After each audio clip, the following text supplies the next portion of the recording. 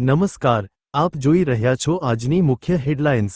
બોટાદમાં આક્રોશ, દિલ્હીમાં હિન્દુ યુવાનની હત્યાના વિરોધમાં બોટાદ શહેર આજે ગુંજી ઉઠ્યું।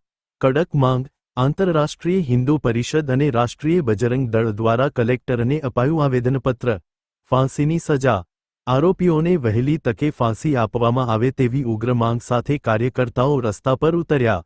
અધિકારો પર પાબંદી, ગુનેગારોના તમામ બંધારણીય અધિકારો રદ કરવા અને દાખલારૂપ કાર્યવાહી કરવાની રજૂઆત કરવામાં આવી। ન્યાયની માંગ સાથે બોટાદના હિન્દુ સંગઠનોએ સરકારને જલ્દી પગલાં લેવા ચીમકી આપી છે।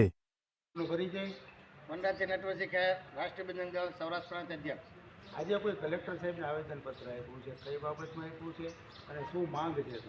આજે કલેક્ટરશ્રીને એક આવેદનપત્ર દેવામાં આવ્યું છે આંતરરાષ્ટ્રીય હિન્દુ પરિષદ અને રાષ્ટ્રીય બજરંગ દળ દ્વારા કે જે ધૂળેટીના પર્વ નિમિત્તે જે હિન્દુનો પર્વ છે તેમાં એક નાની બાળકીના કારણે એક વિધર્મી મહિલાઓ પર એના છીટા ઉડ્યા અને જે હિન્દુની હત્યા કરવામાં આવી હતી તે બાબતે અમે કલેક્ટરશ્રીને આવેદનપત્ર દેવા આવ્યા હતા। અને એક અમારી માંગ છે કે ભાઈ આની ઉપર સરકાર કડક કાયદો બનાવે અને વારંવાર હિન્દુના તહેવાર ઉપર જે આવા જે ખૂની હુમલા થાય છે તે બંધ થાય।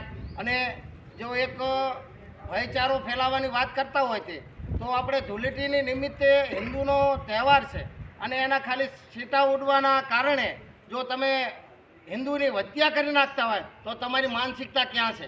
તો સરકારને અમારી અપીલ છે કે આની ઉપર કાયદેસર કાર્યવાહી કરે અને જેટલા ગુનેગારો પકડાણા છે એમને તત્કાલિક ફાંસીની સજા આપે। જય શ્રી રામ।